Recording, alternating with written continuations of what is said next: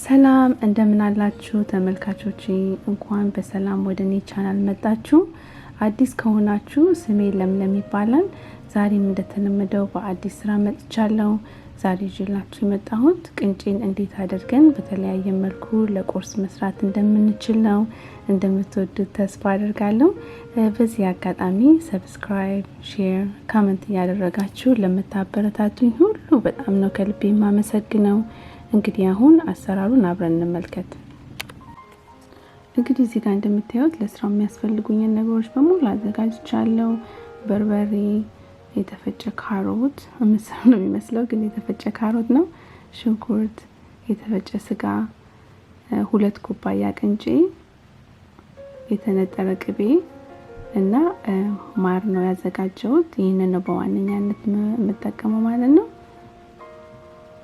እንግዲህ አሁን ስራውን ስጀምር ቅንጬውን መቀቀል ጀምራለሁ ውሃ ጥጃለሁ ውሃው ሲፈላ ጨውና ትንሽ ዘይት አደርግበታለሁ እና ቅንጬውን በደንብ አድርጌ ተጋግሜ አጥቤ አዘጋጅቼዋለሁ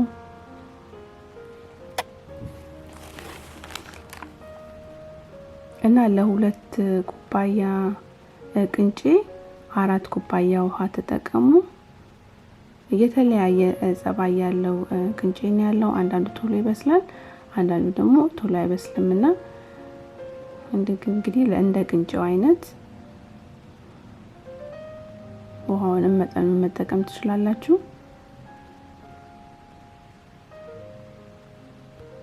እና አንዳንዱ ቅንጬ የማይበስል ከሆነ 2 ግማሽ ውሃ ለአንድ ኩባያ ማለት ነው የሚበስልም ከሆነ ደግሞ ያው ከዛ ያነሰ ውሃ መጨመር ትችላላችሁ እንግዲህ አሁን ይሄ በስሎ ትንሽ ገባ ብሎብኛል ያው የቅንጬውን ጸባይ ብዙም ስላላወቅኩት ነው እና ይሄንን ይመስላል እንግዲህ የመጀመሪያውን የቅንጬ አይነት ስሰራ መጥበሻ ላይ አንድ የሾርባ ማንኪያ የሚሆነው ዘይት ጨምራለሁ ያው በቅቤ ስለሆነ ቅንጬው የሚጠበሰው ብዙ ዘይት መደረግ የለበትም ትንሽ ሽንኩርቱን ለመጥበስ ብቻ ነው ዘይት መጠቀመው ያው እንዳያችሁት ብዙ ዘይት የለውም ትንሽ ጨው ጨምራለሁ ሽንኩርቱን ለማብሰል ነው ማለት ነው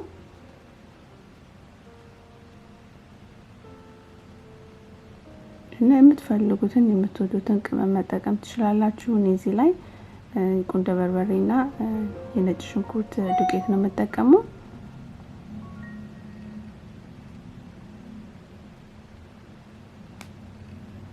እና እንደዚህ አድርገን በተለያየ መልኩ ብንሰራው ጥሩ ነው ሁሌ በተመሳሳይ ነገር ዝም ብሎ ቅንጬውና ቅቤውን ከመጥበስ አንዳንድ ቬጂቴብሎችን እየቀላቀልን ብንሰራቸው ጥሩ ነው ብዬ አስባለሁ ከዛም ሽንኩርቱን ከጠበስኩ በኋላ እዚህ ጋር የምታዩት ካሮት ነው ግን ምስር ይመስላል እንዴ መስፈልጉትን ካሮት ያህል ተጨምሩና አብራችሁ ከሽንኩርቱ ጋር ከቅመሙ ጋር አብራችሁ በደንብ ተጠብሱታላችሁ ያው እንዳያችሁት እዚህ ጋር ዘይትን ብዙ የለውም ድርቅ ያለ ነው ዝም ብሎ ለማዋሃድ ያህል የተጠቀምኩት ዘይት ነው እንጂ ብዙ የለውም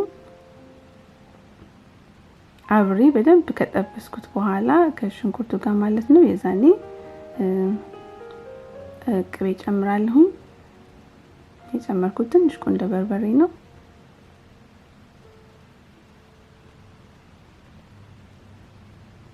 ካሮቱ በጣም ብዙ ባይበስል ጥሩ ነው ትንሽ ሲሰማ በጣም ነው የሚጣፈጠው ከቅንጬው ጋር ስለዚህ በጣም ሙክ ብሎ እስከሚበስል ድረስ ባጠብቁት ጥሩ ነው እና አሁን የሚያስፈልገኝን ያህል ቅቤ ጨምሬያለሁ ከቅቤው በኋላ ያው ያዘጋጀሁትን ቅንጬ እጨምራለሁ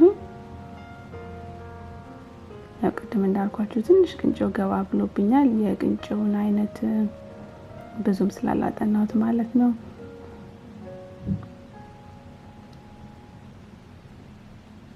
ከዛ አብራችሁ በደንብ ጥብስ ታረጉታላችሁ ማለት ነው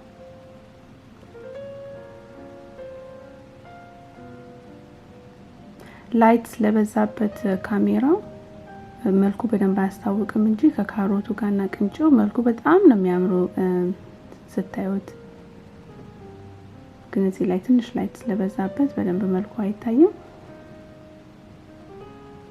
ያው ከዛ ያው እንዳያችሁት በጣም ቀላል ለየት ያለ እና በቀላሉ ልንሰራው የምንችለው ነው እና ደግሞ በጣም ነው የሚጣፍጠው። እሱ እንደዚህ አድርጋችሁ ለየት አድርጋችሁ መስራት ትችላላችሁ። በደንብ አድርጋችሁ ጥብስ አድርጋችሁ ማለት ነው።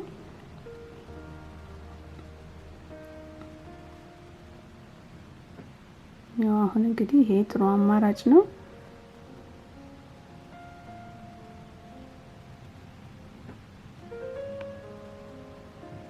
የምታዩት ይኸውላችሁ ቆንጆ ሆኖ ፍፍት ብሎ የጣፈጠ ነው። እንግዲህ አሁን ወደ ሁለተኛው አማራጭ እንሄዳለን።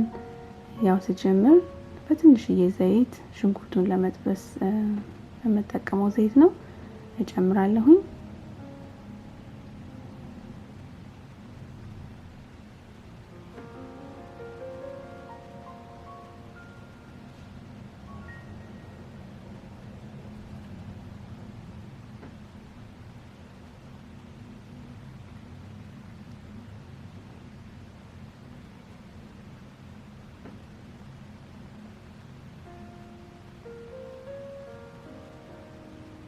ከዛ ያው ቅድም እንዳልኳችሁ የፈለጋችሁትን አይነት ቅመም መጠቀም ትችላላችሁ። እናንተ የሚያስፈልጋችሁን የምትወዱትን ቅመም ማለት ነው።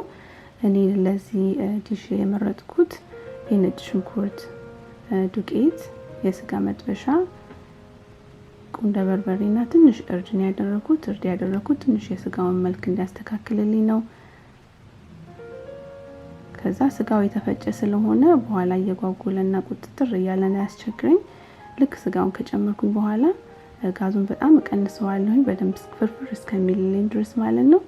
በጣም ፍርፍር ካለ በኋላ ደግሞ ያው ጋዙን አስተካክለን በደንብ ጥብስ እናደርገዋለን።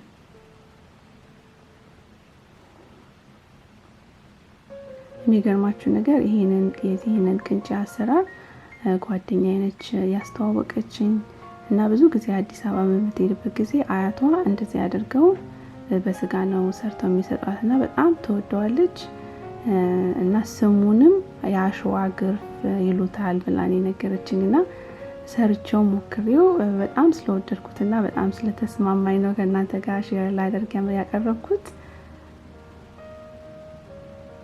ከዛም ስጋውን በደንብ ጥብስ ካደረጋችሁት በኋላ የምትፈልጉትን ያህል ቅንጬ መጨመር ትችላላችሁ። ቅንጬው በዛ እንዲል ከፈለጋችሁ ከስጋው በዛ ብሎ እንዲታይ ያው ቅንጬው ማብዛት ነው።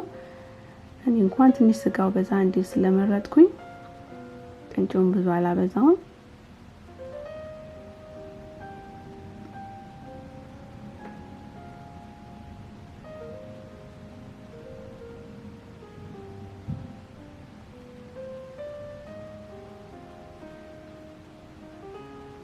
እዚህ አድርጋችሁ ጥብስ አብራችሁ አድርጋችሁ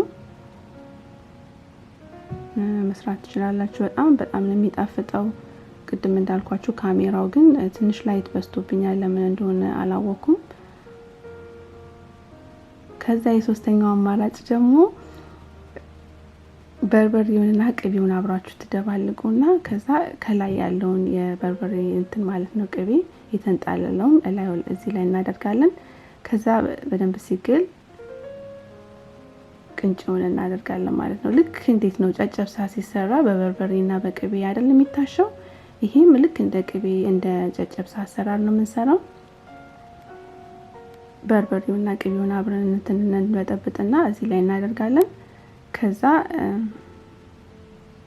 ልክ በደንብ ከጠበስነው በኋላ እንደዚህ አድርገን ጨጨብሳ አንዳንዴ ማር ሲደረግበት እንደሚጣፍጠው ሁሉ እዚህ ላይም ልክ ከጨረስን በኋላ ማር እንጨምርበታለን።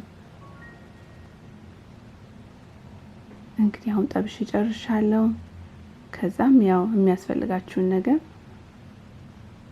የሚያስፈልጋችሁን በርበሬ በርከት እንዲል ከፈለጋችሁ ቅባቱን ምን እንደፈለጋችሁ ካደረጋችሁ በኋላ ልክ ስትጨርሱ ላዩ ላይ ማር ታደርጉበታላችሁ። እና ይሄንን ስትበሉት ወደ ጨጨብሳውም ነው ወይስ ቅንጬው በቃ በጣም ነው የሚጣፍጠው። እና እንደዚህ አድርጋችሁ ለየት አድርጋችሁ ቀለል ያለ ስራ ብዙ ከባድ አይደለምና እንደዚህ አድርገን በተለያየ መልኩ ቅንጬን ሰርተን መመገብ እንችላለን። ያው እዚህ ጋር እንደምታዩት ሶስት የተለያየ ነገሩ በቀላሉ ሰርቻለሁኝ። ለዛሬ ያሰብኩት ስራ ይሄንን ይመስላል። ስለ ጊዜያችሁ በጣም ነው የማመሰግነው። በሚቀጥለው ስራ እስከምንገናኝ በሰላም ቆዩ።